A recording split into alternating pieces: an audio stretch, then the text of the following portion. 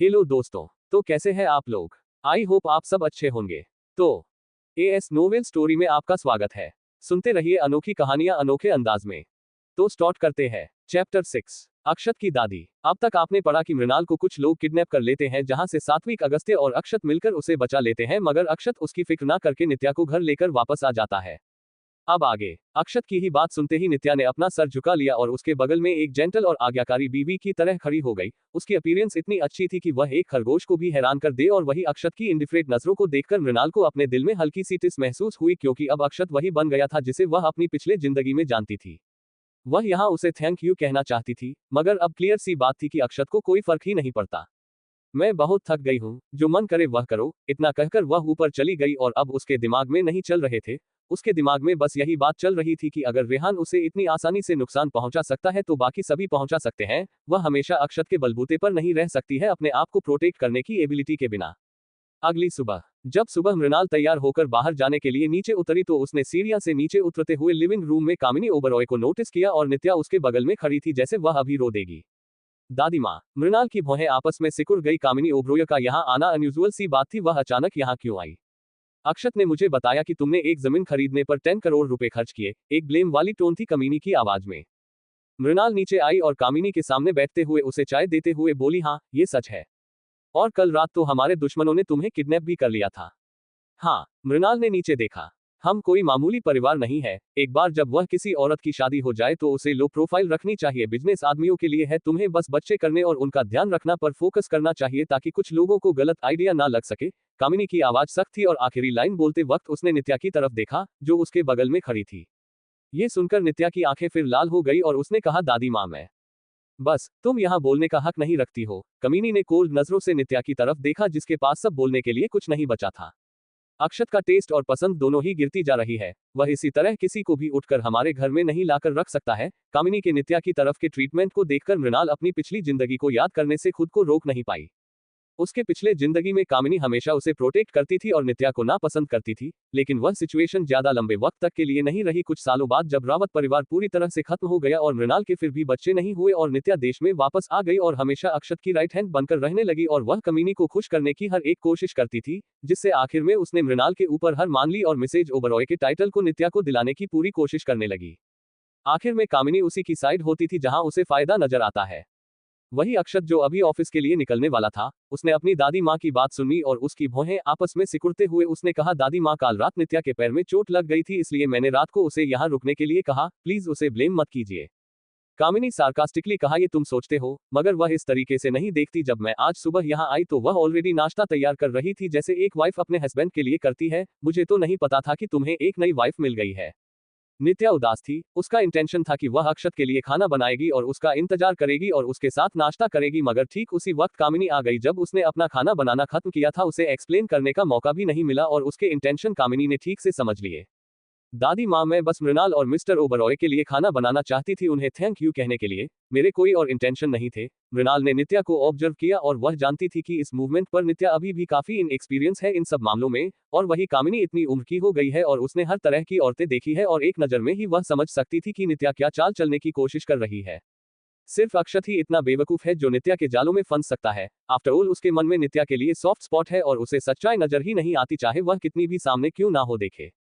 यह कोई बड़ी बात नहीं है। नित्या की आज भी क्लासेस है, मैं उसे कॉलेज ले जा रहा हूँ। अक्षत ने नित्या को एक लुक दिया जो सिग्नल था कि जाने का वक्त हो गया है। नित्या ने उसकी तरफ ग्रेटफुल नजरों से देखा।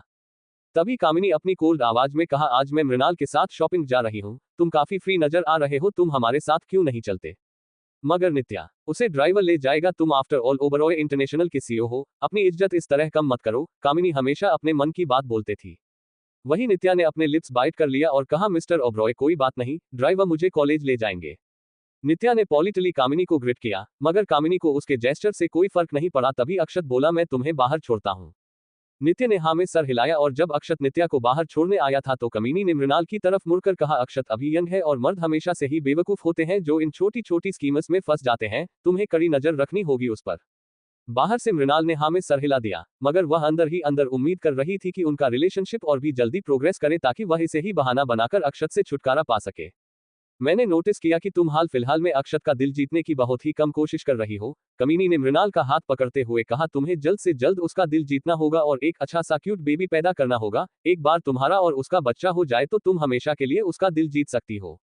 मैं समझ गई दादी माँ, मृणाल ने रिस्पांस में मुस्कुरा कर कहा। लेकिन रियलिटी यह थी कि अब उसकी नजरों में अक्षत का दिल जीतना ऑलरेडी इम्पॉसिबल बात थी।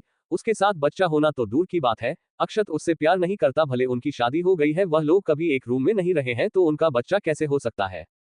अपनी पिछली जिंदगी में उसने बहुत स्ट्रगल किया था अक्षर को बच्चे के लिए मनाने के लिए, लेकिन उसकी नजरों में नित्या के अलावा और कोई उसकी बच्चे की मां बनने लायक नहीं है। लेकिन बाद में किसी तरह वह प्रेग्नेंट हो गई थी और मृणाल सिर्फ 27 साल की ही थी जब वह ट्रेजिक तरीके से बच्चे को जन्म देते हुए मर गई थी, और अपने फाइनल मोमेंट्स में भी उसे याद था कि अक्षत उसकी मौत की ही प्रार्थना कर रहा था ताकि वह जल्द से जल्द मर जाए। ये सब सोचकर उसे ऐसा फील हो रहा था जैसे उसके दिल पर किसी ने भारी पत्थर रख दिया हो। वही कामिनी ने मृणाल के परेशानी भरे एक्सप्रेशन देखे और सोचा कि ऐसा इसलिए क्योंकि वह अक्षत के साथ एक रूम शेयर नहीं करती है, इसलिए उसने प्यार से कहा, चिंता मत करो, मैं कुछ सोचती हूँ। ठीक उसी मोमेंट पर अक्षत नित्या को बाहर छोड़कर आया और उसने देखा तो मृणाल और कामिनी बात कर रहे थे। दादी माँ, मैं ड्राइवर से कहा दी है गाड़ी तैयार करने के लिए, आप जाइए, मुझे मृणाल से कुछ बात करनी है। कामिनी इस बात के लिए खुशी खुशी मान गई, वह तो ऐसे मौके क्रिएट करना चाहती थी जब वह दोनों अकेले हो। कमीनी के जाने के बाद अक्षत ने कोल्डली कहा, मृणाल अब क्या चाल चल रही हो तुम। उसे लगा था कि मृणाल काफी दिनों से शांत है, मगर अब उसे समझ में आया कि वह एक नई चाल चल रही थी। और वही उसकी बात सुनकर मृणाल चिढ़ गई और उसने कहा, मैं कुछ भी चाल नहीं चल रही हूँ। मैंने तुम्हें कई बार बताया है कि नित्या बस एक स्टूडेंट है जिसकी मैं मदद कर रहा हूँ और जो फ्यूचर में हमारी कंपनी में मदद करेगी, और वह तुम्हारी मिसेज ओबरॉय की पोजीशन से कोई खतरा नहीं है। तुम्हें सचमुच उसके खिलाफ इस तरह चाले चलने और दादी माँ के इस्तेमाल करने की कोई जरूरत नहीं है। अक्षत, मैंने तुम्हें बताया है कि मुझे कोई चाल नहीं चल रही हूँ, और उसके अलावा अगर तुमने दादी माँ को मेरी किडनैपिंग के बारे में नहीं बताया होता तो वह यहाँ नहीं आती और ना ही उन्हें पता चलता कि नित्या हमारे घर पर रह रही है। ये सुनकर अक्षत ने अपनी आंखें छोटी करते हुए कहा, ऐसा ही होना चाहिए। वही मृणाल ने अपनी आंखें दूसरी तरफ फिरा ली। कोई फर्क नहीं पड़ता, वैसे भी उसने उम्मीद नहीं की थी कि अक्षत उस पर भरोसा करेगा। जल्दी ही मृणाल अक्षत को फॉलो करते हुए गाड़ी के पास पहुंची और यहां तक कि उसने नाटक के लिए प्यार से उसका हाथ भी पकड़ा हुआ था। मृणाल जानती थी कि यह बस कामिनी को दिखाने के लिए है। अक्षत के पेरेंट्स बहुत जल्दी इस दुनिया से चले गए थे और कामिनी दादी ने उसे अकेले में बड़ा किया था, इसलिए वह अपनी दादी माँ के लिए काफी रिस्पेक्ट रखता था जिन्होंने उसे इतना बड़ा किया है। और वही मृणाल ने भी उसे एक्सपोज नहीं किया, बल्कि वह भी राइट मोमेंट्स पर उसके साथ नाटक कर रही थी। तुम उस लैंड के साथ क्या करने का सोच रहे हो? कमीनी ने अचानक से पूछा और उसका सवाल डायरेक्टली मृणाल की तरफ नहीं मगर अक्षत की तरफ था। अक्षत जो सामने बैठा हुआ था उसने रेयर व्यू मिरर से मृणाल की तरफ देखा और कहा, उसे मृणाल ने खरीदा है और वह हैंडल कर लेगी। कामिनी ने मृणाल की तरफ देखा और कहा, उस लैंड को अक्षत को हैंडल करने के लिए दे दो। सबसे इंपॉर्टेंट ड्यूटी एक औरत के लिए होती है अपने हस्बैंड को सपोर्ट करना और उसके बच्चे के अच्छे से ख्याल रखना। दादी माँ ओबरॉय परिवार के जो भी मामले हैं वह सचमुच अक्षत ही हैंडल करेगा, मगर वह जमीन मैंने रावत परिवार के बिहाफ पर खरीदी है और वह मेरी फैमिली की यूज के लिए है और इसमें किसी और चीज की जरूरत नहीं है। कामिनी ने मृणाल का रिस्पांस सुनकर तुरंत अपनी टोन चेंज कर ली, फ्यूचर में इन मैटर्स से दूर रहने की कोशिश करना। अब तुम्हारी शादी अक्षत से हो गई है और अब तुम जो कुछ भी करोगी वह डायरेक्ट ओबरॉय परिवार को रिप्रेजेंट करेगा और मैं नहीं चाहती कि कुछ भी गलत हो। मैं समझ गई दादी माँ। मृणाल ने हर एक पॉइंट को अच्छे से समझा। वह बहुत अच्छे से जानती थी कि कामिनी किस तरह के इंसान है। अगर कामिनी को पता चल गया कि वह अपना खुद का बिजनेस शुरू करने वाली है तो उसे बहुत बड़ी मुसीबत झेलनी होगी। अक्षत, आज रात में मेरा एक चेस की गेम है, इसलिए तुम मृणाल को घर लेकर जाओ और काम कल भी हो जाएगा। अपनी वाइफ का ख्याल रखना सबसे ज्यादा इंपॉर्टेंट होता है। कामिनी की बातों में एक छुपा हुआ मैसेज था जिससे अक्षत की भौहें में सिकुड़ गई, मगर उसने अपना गुस्सा दिखाया नहीं और कहा, समझ गया दादी माँ। वही मृणाल ने अक्षत एक्सप्रेशन से देख लिया और वह जानती थी कि वह एक बार फिर इस सब का इलाजम उसी के ऊपर लगाएगा। मृणाल ने गहरी सांस ली और अपने अंदर की कड़वाहट को कम करने की कोशिश की। अगर अक्षत उसे डिसलाइक करता है, इसका मतलब है कि उसे जल्दी ही डिवोर्स मिलने वाला है, तो ऐसा ही होने दो। मृणाल ने प्लान किया था कि वह दिन के दौरान रावत इंटरप्राइजेज जाएगी, मगर कामिनी से घसीटते हुए मॉल लेकर गई और पूरे दिन उसे वहीं घुमाया। अब जब अंधेरा होने वाला था तो फाइनली उसने मृणाल को घर वापस जाने के लिए परमिशन दी। गाड़ी में अक्षत और मृणाल में से दोनों में से कोई कुछ नहीं बोल रहा था। मुझे रात को ऑफिस में रुकना होगा, मैं घर नहीं आऊंगा आज रात। तुम घर आते कब हो? मृणाल ने कहा और अब अक्षत के पास बोलने के लिए कुछ नहीं बचा था।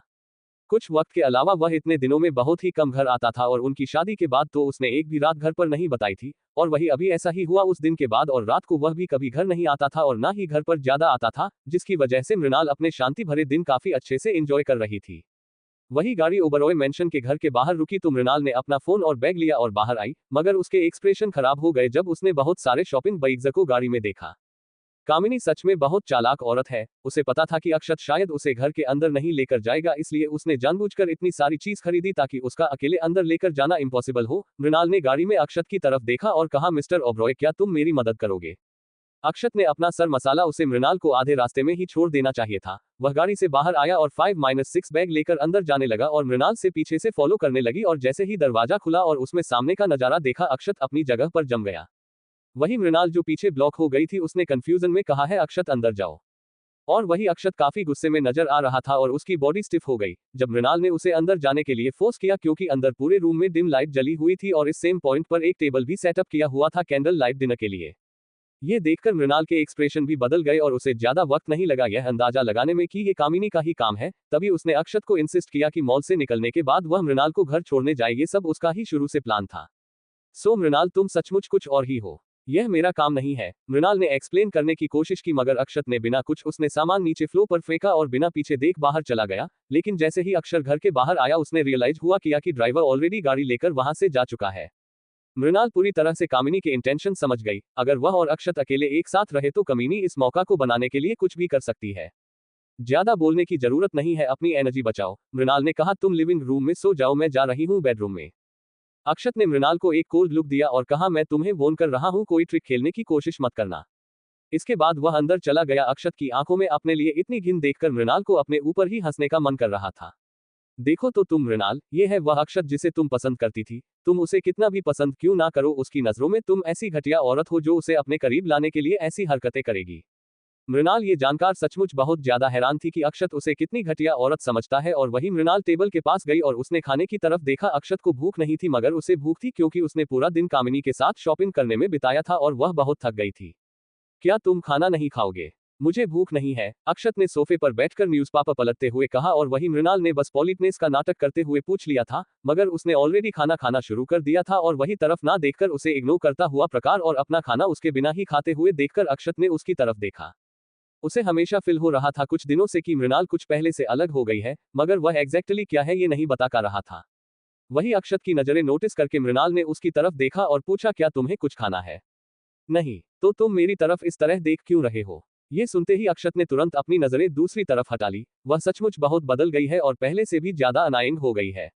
वही मृणाल ने टाइम की तरफ अपने फोन में देखा। उसे आज सात्विक से मिलना था, मगर कामिनी की स्कीम की वजह से उसे कैंसिल करना पड़ा। वह उम्मीद कर रही थी कि अक्षत जल्द से जल्द यहां से चला जाए ताकि वह सिचुएशन अच्छे से एक साथ भी एक्सप्लेन कर पाए। और उसके अलावा उसके मन में बहुत सारे सवाल थे, रेहान और उस जमीन को लेकर जो उसे सात्विक से पूछने हैं।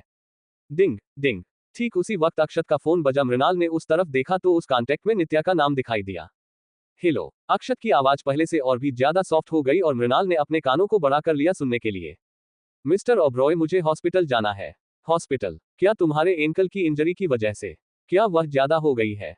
इसमें काफी दर्द हो रहा है। नित्या की आवाज काफी कमजोर लग रही थी। अक्षत ने ऊपर देखा और देखा तो मृणाल उसकी तरफ देख रही है और उसने गहरी सांस लेते हुए कहा, मैं अभी तुम्हारे पास पहुंचता हूं। ये चैप्टर समाप्त हुआ। अब स्टार्ट करते हैं चैप्टर 7। मृणाल का कॉलेज में एडमिशन। अब तक आपने पढ़ा कि मृणाल के किडनैप होने की खबर सुनकर अक्षत की दादी मां कामिनी आती है और उन्हें एक करने की काफी कोशिश से करती है। अब आगे। फोन कट होने के बाद अक्षत ने कहा, मुझे थोड़ी देर के लिए बाहर जाना होगा। क्या फोन पर नित्या थी? मृणाल ने पूछा। नित्या का एंकल ट्विस्ट हो गया है, मुझे उसे अस्पताल लेकर जाना है। मृणाल ने हाँ में सर हिलाते हुए कहा, ऑफ कोर्स तुम्हें जाना चाहिए। अफसोस, तुम्हें जाना चाहिए। अक्षत की भौहें आपस में सिकुड़ गई। क्या मृणाल सचमुच उसके साथ अकेला वक्त बिताने का जो मौका मिला है उसे छोड़ने के लिए तैयार है? नॉर्मली जब भी वह नित्या से मिलने जाता था तो वह काफी नाटक करती थी या फिर उसे झगड़ा करती थी। क्या तुम्हें नित्या का हॉस्पिटल लेकर नहीं जाना है? तो अभी भी यहाँ खड़े होकर क्या कर रहे हो? मृणाल अक्षत के जाने का इंतजार नहीं कर सकती थी। उसे डर था कि अगर ज्यादा लेट हुआ तो शायद सात्विक उससे मिलने से मना कर देगा और किसे पता कि कामिनी कल क्या नया कांड करेगी। अपना खाना एंजॉय करो, अक्षत ने कहा और उसने टेबल पर देखा 2 से 3 डिशेज देखी जो लगभग मृणाल ने खत्म कर दी थी और उससे अंदर एक फ्रस्ट्रेशन फील होने लगी। उसने यहाँ घर पर उसके साथ अकेला रहने के लिए जो उसने सारे एफर्ट्स किया और फिर उसे सिर्फ खाने की पड़ी है। जैसे ही अक्षत गया और दूर देखते हुए तुरंत मृणाल ने अपना फोन निकाला और सात्विक का नंबर डायल किया है। आज मैं थोड़ी देर के लिए फंस गई थी, मैं अभी वहां पहुंचती हूँ। कोई जल्दी नहीं है, सी यू सून। वही शेखावत कॉर्पोरेशन में सात्विक ऑफिस की फ्लोर सीलिंग विंडो के सामने खड़ा था और कॉल कट हो चुका था। और वही ऑफिस के काउच पर सोकर उठे हुए अगस्त्य ने टाइम देखा और पूछा, कहाँ है मृणाल? कौन सा टाइम हो गया है? वह अभी भी नहीं पहुंची। आज उसे कुछ काम था, पूरे दिन उसे कुछ काम था। अगस्त्य ने लेकर होकर खुद को स्ट्रेच किया, फिर अचानक से कुछ रियलाइज और उसने कहा, तुम यहाँ बिना हिले डुले पूरे दिन तो उसका इंतजार नहीं कर रहे थे, राइट? उस खिड़की से कोई भी क्लियरली शेखावत कॉर्पोरेशन के एंट्रेंस को देख सकता था और वही उसका सवाल सुनकर सात्विक के चेहरे पर हल्की मुस्कुराहट आ गई, जिसे देखकर अगस्त्य हैरानी से बोला, है भगवान, मैंने तो आज कुछ नया ही देख लिया है, क्या हो गया? क्या और लड़ाई का देवता बनकर मन थक गया है और अब एक प्योर लव का देवता बनने का इरादा है? क्या ये भी कोई सवाल हुआ? अगस्त्य ने आज से पहले सात्विक के चेहरे पर ऐसे एक्सप्रेशन कभी नहीं देखे थे। उसे हमेशा लगता था कि लव एट फर्स्ट साइट बस एक फेरी टेल है, मगर यहाँ देखो, यहाँ उसके खुद के सबसे नजदीकी दोस्त यानी उसके भाई जैसे दोस्त के साथ हो रहा है। जल्दी ही मृणाल अपनी गाड़ी लेकर शेखावत कॉर्पोरेशन के सामने पहुंचे। सिक्योरिटी गार्ड ने मृणाल की तरफ देखा और उसके एडमिट कार्ड फॉर्म करने के बाद ट्रिपल चेक करते हुए उसने पूछा, क्या आप मिस मृणाल है? हाँ, मैं हूँ, इस तरफ से प्लीज। गार्ड ने मृणाल का बैग लिया और उसे लिफ्ट की तरफ एस्कॉर्ट करते हुए ले गया। मृणाल ने आसपास देखा। टेक्निकली शेखावत कॉर्पोरेशन के एम्प्लॉइज अब तक जाने चाहिए थे, मगर सारे बिल्डिंग की लाइट्स अभी भी ऑन थी और वही सीईओ ऑफिस में अगस्त्य ने पूरी बिल्डिंग की लाइट जली हुई देखी और वह अपने आप को बोलने से रोक नहीं पाया, तुम्हें पता है इन सारी लाइट्स की कीमत कितनी होने वाली है? तुम मॉन्स्टर कहीं के। Cone monster? ठीक उसी वक्त मृणाल वहां आई और उसने अगस्त्य की बात सुनकर और वह काफी कंफ्यूज में पूछा, मेरा मतलब था कि मुझे पूरे दिन अपने बगल में एक मॉन्स्टर खड़ा दिखाई दिया। ये सुनकर मृणाल और भी कंफ्यूज हो गई। ठीक उसी वक्त सात्विक ने इंडिफरेंटली कहा, क्या तुम यहाँ मुझे मिलने नहीं आई हो? मैं बस पूछना चाहती थी कि क्या वह प्लॉट रेहान तुम्हारे लिए खरीदना चाहता था? सात्विक फाइनली अपनी ऑफिस चेयर पर बैठते हुए बोला, तो फिर सिचुएशन क्या है? मृणाल एक कदम पीछे लेकर अपने सोच को इकट्ठा करने लगी। रेहान आफ्टर ऑल एक स्मॉल मीडियम साइज एंटरप्रेन्योर था और इतने करोड़ की डील उसके बस के बाहर थी और उसके अलावा वह इतनी बड़ी कीमत एक ऐसी लैंड पर नहीं लगाना चाहेगा जो पॉल्यूशन वाले एरिया से घिरी हुई हो। ये तो उसके लिए मरने के बराबर हुआ। ये पक्का वह सात्विक के लिए कर रहा होगा। मृणाल ने कहा, अगर वह पोल्यूटेड एरिया को सचमुच कोई कमर्शियल यूज के लिए इस्तेमाल करना चाहेगा तो उसके लिए एक बहुत ही बड़ा क्लीनअप ऑपरेशन लगेगा, जिसमें काफी खर्चा होने वाला होगा। मुझे अंदाजा है कि तुम सिंपल इस प्लॉट में इंटरेस्टेड थे ताकि तुम थोड़े से और पैसे लगा सको और अपनी इलीगल मनी तुम फंड्स के तौर पर एब्रॉड से यहाँ शिफ्ट कर सको, राइट? लेकिन अब वह लैंड तुम्हारी पोजीशन में है। ये बात ऐसी थी जो सात्विक को कभी तक समझ नहीं आई थी। कुछ लाख रुपए उस जमीन पर लगाना सचमुच काम का हो सकता था, लेकिन 10 करोड़ जैसा बड़ी रकम उस पर लगाना एक लॉस ही होगा। अगर मैं सच कहूं तो रावत फैमिली का बिजनेस अब वह नहीं रह गया है जो मेरे डैड की लीडरशिप के अंदर था। अब रावत फैमिली का बिजनेस बस एक सेल बनकर रह गया है और मुझे फंड्स की जरूरत होगी चीज आगे मूव करने के लिए, इसलिए मुझे वह लैंड चाहिए था। मृणाल ने सात्विक को सच सच बता दिया। उसकी बातों में हल्का सच और हल्का सच झूठ था। रावत परिवार का बिजनेस सचमुच वह नहीं रह गया था जो पहले हुआ करता था और इसी की वजह से उसकी पिछली जिंदगी में अक्षत उसकी तरफ और भी ठंडा बिहेव करने लगा था, क्योंकि अक्षत के लिए ये शादी बस एक बिजनेस एग्रीमेंट है और अब जब उसके पास ऐसा कुछ बचा नहीं था जिसकी अक्षत को जरूरत हो तो वह उसकी नजरों में एक कचरे से ज्यादा कुछ नहीं थी। उसकी पिछली जिंदगी में कुछ ही सालों में रावत फैमिली का बिजनेस पूरी तरह से बैकरपट हो गया था और अक्षत के लिए वह एक कचरा हो गई थी। तुम रावत फैमिली का बिजनेस मैनेज करने की सोच रही हो? मजाक मत करो मेरे साथ। अगस्त्य की बात आधे में ही रुक गई क्योंकि सात्विक उसे बहुत ही खतरनाक नजरों से घूर रहा था। इसलिए अगस्त्य ने अपनी बात सुधारते हुए कहा, मिस मृणाल, नो डिसरिस्पेक्ट, मगर तुम्हारे पास कोई फाइनेंस का बैकग्राउंड नहीं है और ना ही कंपनी मैनेजर करने की कोई एक्सपीरियंस। अगर रावत परिवार अब एक सेल भी रह गया है मगर फिर भी वह एक बड़ा बिजनेस है और उन बुरे शेयर होल्डर्स को तुम्हारी जैसी यंग लड़की को हेड बनाना के लिए कन्वेंस करना बहुत ही मुश्किल होगा। मुझे पता है, तुम्हें पता है, मगर फिर भी। अगस्त्य फिर से चुप हो गया सात्विक की वार्निंग नजरों से और उसने धीरे से कहा, रावत फैमिली के बिजनेस को मैनेज करना इतना आसान नहीं होने वाला है। रावत फैमिली का बिजनेस एक लेगेसी है जो मेरे दादाजी पीछे छोड़कर गए थे और मैं उसे किसी भी कीमत पर प्रोटेक्ट करना चाहती हूँ। भले ही मैंने अच्छे से स्टडी नहीं की है मगर मेरे पास अपने रास्ते हैं। कौन से रास्ते? क्यों ना मैं कॉलेज जाकर पढ़ाई कर लूँ? कॉलेज? अगस्त्य को समझ नहीं आ रहा था कि मृणाल सोचती किस तरीके से है। वह फाइनेंस कॉलेज जिसे अक्षत चलाता है, मैं एंट्रेंस एग्जाम आसानी से पास कर लूंगी। क्या तुम्हें यकीन है? मुझे पक्का यकीन है, मृणाल ने धीरे से कहा। सच्चाई ये थी कि जो कॉलेज अक्षत ने फंड किया था वह एक इंटरनेशनल फाइनेंस कॉलेज था जो मोस्टली फाइनेंशियल एक्सपर्ट से भरा हुआ था और वह कोई ऐसी जगह नहीं थी जहां कोई आसानी से इंटर कर पाए। वहां पर कनेक्शंस और काफी अच्छी पढ़ाई की जरूरत होती थी। कॉलेज के सालों के इतिहास में सिर्फ एक नित्या ही एक्सेप्शन थी जो गरीब परिवार से थी और उसे उस कॉलेज में एडमिशन उसके हाई स्कोर्स और अक्षत की रिकमेंडेशन की वजह से मिला था। लेकिन मृणाल के पास फाउंडेशनल बैकग्राउंड नहीं था जिसकी वजह से उसका एडमिशन आसान तो नहीं होने वाला था। वही अगस्त्य अपने आप को पूछने से रोक नहीं पाया, क्या तुम कनेक्शंस लगाने की सोच रही हो? अगर मैं कनेक्शंस लगती हूं तो मैं उसके ऊपर हमेशा तो नहीं रह सकती ना। मृणाल कोई बेवकूफ नहीं थी, उसका कॉन्फिडेंस उसकी पिछली जिंदगी के एक्सपीरियंस से आ रहा था जब उसने फाइनेंस के बारे में बहुत कुछ सीखा था अक्षत को खुश करने के लिए और उसने यहां तक कि बहुत सारे फाइनेंशियल एक्सपर्ट्स को भी कॉन्सल्ट किया था। आखिर में उसकी नॉलेज और उसके प्रैक्टिकल एक्सपीरियंस की वजह से वह फाइनेंस में काफी मैच्योर हो गई थी। मगर फिर बदकिस्मती से उसे कभी भी अपनी कैपेबिलिटी अक्षत को दिखाने का मौका ही नहीं मिला, क्योंकि तब तक रावत परिवार का बिजनेस ऑलरेडी क्राइसिस में जा चुका था। चिंता मत करो, मुझे इस बात पर पूरा कॉन्फिडेंट है, मृणाल ने कहा। और उसके अलावा रेहान की सिचुएशन के बारे में पूछने के अलावा यहाँ मैं उस पोल्यूटेड लैंड को बारे में डिस्कस करने आई थी। अगर तुम्हें मुझ पर भरोसा है तो ये पहला प्रोजेक्ट हो गया जिस पर मैं तुम्हारे साथ कोलेबोरेट करना चाहूंगी मिस्टर सात्विक। ये सुनते ही अगस्त्य ने बहुत तेजी से ना में सर हिलाया सात्विक की तरफ देखते हुए। नहीं नहीं, ये पक्का एक हारने वाली डील होगी। क्या तुम भूल गए कि तुमने उसके लिए 8 करोड़ दिया है? ये पक्का लॉस होगा। मगर सात्विक ने अगस्त्य के लगातार जेस्चर को इग्नोर किया और मुस्कुरा कर बोला, अगर मुझे इंटरेस्ट हुआ तो तुम्हारे साथ काम करके काफी खुशी होगी। थैंक यू, तो फिर मुझे चलना चाहिए। मृणाल ने सात्विक को देखकर एक मुस्कुराहट दी और उसके बाद वहां से चली गई। वही उसके जाते ही अगस्त्य तुरंत मुड़ा और फ्रस्ट्रेशन में चिल्लाते हुए बोला, तू फिर मान गया? जैसे तू बेंगलुरु में जो पैसा बहा रहा है ये तेरा है ही नहीं, तू ऐसे कैसे पैसा बर्बाद कर सकता है? तुझे पता है मैं क्यों मान गया? क्यों? क्योंकि यह वह लड़की है जिसने अपने मास्टर्स की डिग्री 18 साल की उम्र में हासिल की थी। और वही जब अक्षत ने पूरी रात हॉस्पिटल में नित्या के साथ बिताई, तभी अचानक उसे सुबह जयेश की तरफ से कॉल आया और उसकी भौहें आपस में सिकुड़ गई और उसने पूछा, एंट्रेंस एग्जाम को लेकर क्या बात है? सर, कॉलेज के एडमिनिस्ट्रेशन ने मुझे आज कॉल किया था ये कहते हुए कि मैडम का नाम उन्होंने एंट्रेंस एग्जाम की कैंडिडेट्स की लिस्ट में देखा है और वह आपके साथ चेक करना चाहते थे कि क्या उन्होंने आपको इन्फॉर्म किया है या फिर नहीं। अक्षत को बहुत अच्छे से याद था कि कल पूरे दिन मृणाल उसकी दादी माँ के साथ शॉपिंग पर थी और शाम को घर पर खाना खा रही थी, तो उसने एग्जाम के लिए कब फॉर्म भर दिया। समझ गया। कॉल कट होने के बाद अक्षत के चेहरे पर परेशानी वाले एक्सप्रेशन थे। अब मृणाल क्या करना चाहती है? मिस्टर ओब्रॉय, क्या फोन कॉलेज की तरफ से था? क्या मुझे क्लास में वापस जाना होगा? नित्या ने कहा, जो अक्षत के नोटिस किए बिना उठ गई थी। मैंने ऑलरेडी डिनर से बात कर ली है और कॉलेज में भी तुम आज छुट्टी लेकर हॉस्पिटल में आराम कर लो और कॉल तुम्हारे बारे में नहीं था। तो फिर किस बारे में था? नित्या ने पूछा। अक्षत सिर्फ एक ही स्टूडेंट को कॉलेज में स्पॉन्सर करता है और वह थी। वह मृणाल के बारे में था। अक्षत ने अपने सर मसलते हुए जवाब दिया, मुझे घर वापस जाना होगा, तुम यहीं रहकर आराम करो। नित्या ने ओबीडियंटली हाँ में सर हिला दिला दिया और जैसे ही अक्षत निकला नित्या ने खुद से ही कहा, मृणाल, उसका कॉलेज से क्या लेना देना है?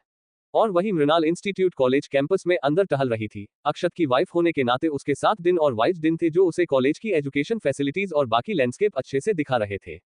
उसने कैजुअल कपड़े पहने हुए थे और अपने बालों की एक पोनीटेल बनाई हुई थी। मृणाल एक फ्रेश चार्मिंग कॉलेज स्टूडेंट की वाइब दे रही थी और वहीं आसपास के गुजरते हुए स्टूडेंट्स उसके आइडेंटिटी के बारे में सोचते हुए क्यूरियस नजरों से देख रहे थे। जल्दी ही अक्षत की गाड़ी ईस्टवुड कॉलेज के एंट्रेंस पर रुकी। टीना जो नजदीक में ही थी उसने उस गाड़ी को देखा तो उसे जानी पहचानी लगी और उसने कहा, क्या ये नित्या के बॉयफ्रेंड की गाड़ी नहीं है? उन्होंने कई बार इस गाड़ी को नित्या को ड्रॉप करते हुए देखा था। हाँ, मैंने देखा कि नित्या इसमें कई बार चढ़ी है और कल रात भी इसी से उतरी थी, क्रिस्टल ने भी कहा और कंफ्यूज होते हुए बोली, क्या उसने नहीं कहा था कि उसका बॉयफ्रेंड उसे अस्पताल लेकर जा रहा है या वह ऑलरेडी डिस्चार्ज हो गई? और वही जब अक्षत गाड़ी से अकेले उतरा तो उनकी क्यूरियोसिटी और भी बढ़ गई। वह इतना लंबा था और उसके आसपास एक नेचुरल अथॉरिटी वाला ऑरा था जिसकी वजह से अक्षत हमेशा ही अटेंशन कमांड करता था। और वही सारा कैंपस देखने के बाद कॉलेज के एग्जीक्यूटिव मृणाल को कॉलेज की गेट की तरफ लेकर आ रहे थे। जब उसने अक्षत को अप्रोच करते हुए देखा तो उसका कुछ भी छुपाने का इरादा नहीं था। अब कॉलेज के साथ जैसे अक्षत के कनेक्शन थे उसे उसके एग्जाम रजिस्ट्रेशन के बारे में आज नहीं तो कल तो पता चल ही जाना था। वहां पर कॉलेज के सारे एग्जीक्यूटिव थे, इसलिए अक्षत ने बस मृणाल के पास जाकर सख्त आवाज में कहा, मेरे साथ चलो। लेकिन आसपास देखने वाले लोगों के लिए उनका इंटरेक्शन काफी नजदीकी था। ओ माई गॉड, क्या वह नित्या का बॉयफ्रेंड नहीं है? और वह लड़की कौन है उसके साथ?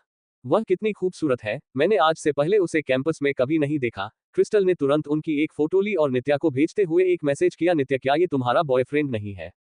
और वही हॉस्पिटल में नित्या ने जैसे ही अक्षत और मृणाल की फोटो अपने फोन पर देखी वह तुरंत बेड पर उठकर बैठ गई।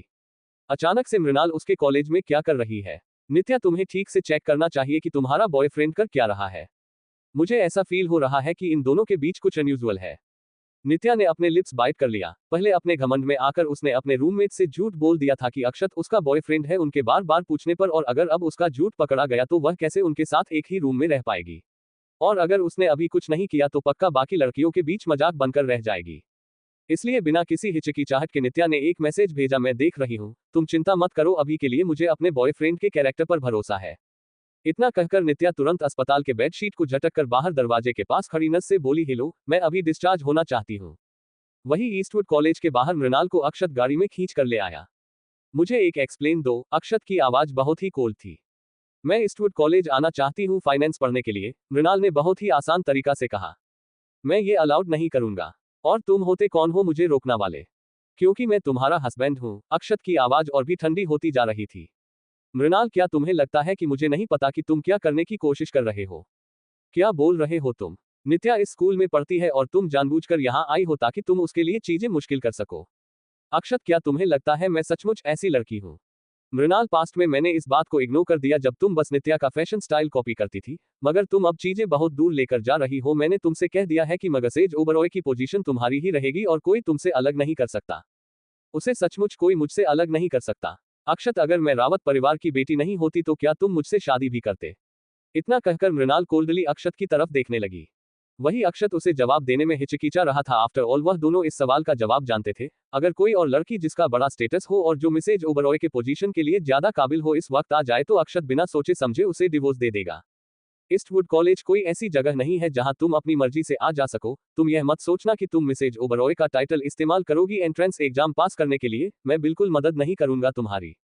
मैं अपनी एबिलिटीज पर रिलाई करूंगी, तुम्हारी मदद पर नहीं।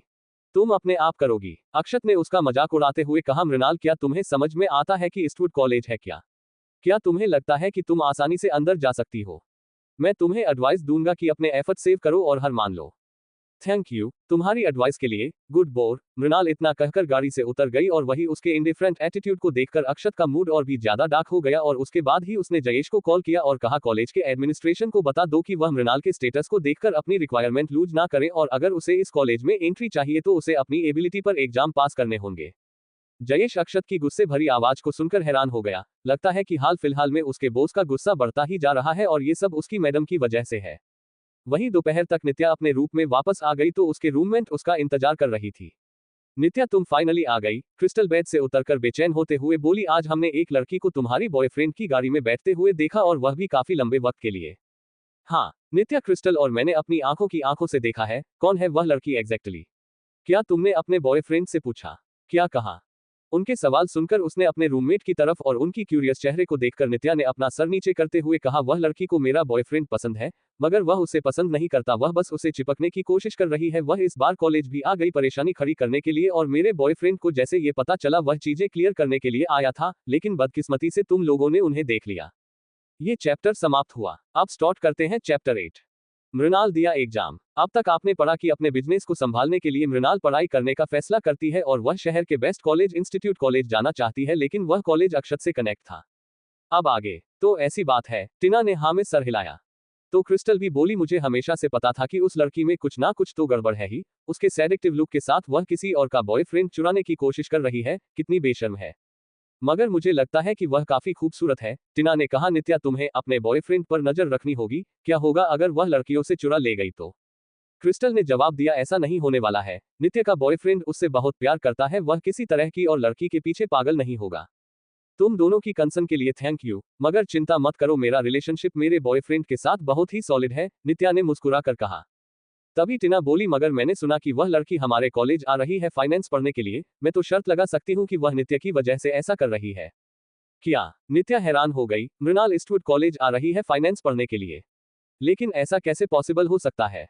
ये सच है, टीना ने कहा। मैंने स्पेशली एडमिनिस्ट्रेशन ऑफिस के अपने एक दोस्त से पूछा। वह क्लियरली प्रिंसिपल और वाइस प्रिंसिपल के साथ थी। इसका मतलब वह अमीर परिवार से है और बैकडोर एडमिशन लेने वाली है। ये सुनकर क्रिस्टल ने कंफ्यूजन में पूछा। हमारे कॉलेज में हमेशा से अमीर परिवार के स्टूडेंट्स रहते हैं, उसका बैकग्राउंड क्या है? क्या तुम्हें पता है? टीना ने ना में सर हिलाते हुए कहा। मुझे कोई आइडिया नहीं है, मगर क्या कभी तुमने हमारे कॉलेज में प्रिंसिपल और वाइस प्रिंसिपल को पर्सनली किसी को रिसीव करते हुए देखा है, चाहे वह कितना भी अमीर क्यों ना हो? यही दिखाता है कि उसकी फैमिली का बैकग्राउंड ऑर्डिनरी नहीं होगा। वह इतनी ब्यूटीफुल है, रिच है, मगर फिर भी वह किसी और का बॉयफ्रेंड चुराना चाहती है। ये तो काफी वियर्ड बात है। टीना और क्रिस्टल की बातों की वजह से नित्या बेचैन फील करने लगी। अगर मृणाल ईस्टवुड कॉलेज आज आ गई तो क्या उसके सारे झूठ पड़े नहीं जाएंगे? और शायद यही कारण होगा जिसकी वजह से अक्षत उसे अस्पताल में छोड़कर सुबह सुबह निकल गया था। इस मोमेंट पर उसे अक्षत की तरफ से कॉल आया तो उसे उठाने के लिए वह हॉस्टल रूम से बाहर आ गई। मैं हॉस्पिटल में पहुंचा तो हॉस्पिटल के लोगों ने मुझे बताया कि तुम डिस्चार्ज हो गई हो, वह कह रहे हैं। दूसरी तरफ अक्षत की आवाज में थोड़ी चिंता नजर आ रही थी। मैं अपनी पढ़ाई में पीछे नहीं छूटना चाहती थी, इसलिए मैं जल्दी वापस आ गई। पढ़ाई इंपॉर्टेंट है, मगर तुम्हारी हेल्थ ज्यादा इंपॉर्टेंट है। वह कुछ दिनों के लिए क्लास मत जाओ, मैं जयेश से कहता हूँ कॉलेज से तुम्हारी अब्सेंस की एप्लीकेशन देने के लिए। ये सुनकर नित्या थोड़ी देर के लिए हिचकिचाई, मगर फिर उसने पूछा। मिस्टर ओब्रोय, मैंने सुना है कि मृणाल भी ईस्टवुड कॉलेज आ रही है, क्या ये सच है? किसने तुम्हें ये बताया? अक्षत की टोन मृणाल का नाम सुनती ही ठंडी पड़ गई। नित्या ने जल्दी से जवाब दिया, वह मेरी रूममेट ने। उसने कहा कि उसने एक बहुत ही खूबसूरत लेडी को स्कूल गेट पर एग्जाम्स के लिए आते हुए देखा और आपने आज सुबह कहा था कि ये कॉलेज की तरफ से आपको कॉल आया है मृणाल को लेकर। इससे मुझे लगा कि शायद वह भी यहाँ आ रही है। वह अपनी मर्जी से सब कुछ कर रही है, मैं उसकी मदद नहीं करूंगा और तुम्हें भी इस बारे में चिंता करने की कोई जरूरत नहीं है। अपनी रिकवरी और पढ़ाई पर फोकस करो।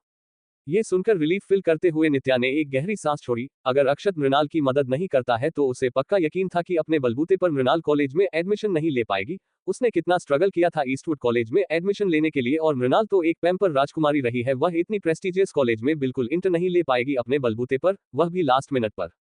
मिस्टर ओबरॉय, एक और बात। बोलो। मेरा बर्थडे है 2 दिन बाद, क्या मैं आपको डिनर के लिए इनवाइट कर सकती हूँ? इतना कहने के बाद नित्या बेचैनी से अक्षत के जवाब का इंतजार करने लगी। ओके। अक्षत का हाँ में जवाब मिलते ही नित्या की स्माइल ऐसी स्वीट हो गई जैसे शहद टपक रहा हो। यूजुअली अक्षत हमेशा उसका बर्थडे उसके साथ सेलिब्रेट करता था, मगर इस साल मृणाल की अचानक बदली हुई हरकतों की वजह से उसे ऐसा फील हो रहा था कि उसे पहले से ही तैयारी करनी होगी। आज मृणाल का एंट्रेंस एग्जाम था और वही ओबरॉय इंटरनेशनल के सीईओ ऑफिस में अक्षत ने टाइम की तरफ देखा अपने कंप्यूटर में और पूछा, क्या वह सुबह एग्जाम देने के लिए गई? यस सर मैम, सुबह सुबह घर से निकल गई थी और वह अब तक एग्जाम हॉल पहुंच गई होगी। अक्षत ने हाँ में सर हिलाया और उसने पूछा, क्या तुमने दिन से बात की? हाँ सर मैंने कर ली सर। मगर क्या? दिन ने कहा कि मैडम ग्रेजुएशन एंट्रेंस एग्जाम में बैठी हुई है, इसलिए उसे शक हो रहा था कि उनका इंटरफेयर एप्रोप्रिएट नहीं होगा। उसके अलावा उसे डाउट भी था कि वह पास हो पाएंगी या नहीं। Graduate exams. अक्षत ने सोचा था कि फ्रेशर कॉलेज में इंटर करना भी मृणाल के लिए बहुत ही मुश्किल का काम होगा। क्या मृणाल का दिमाग खराब हो गया है जो वह ग्रेजुएट एग्जाम्स के लिए अटेम्प्ट कर रही है? उसे जो करना है करने दो, अक्षत ने कोल्डली कहा। आखिर में वह खुद को एम्बेरेस कर लेगी तो शांत हो जाएगी।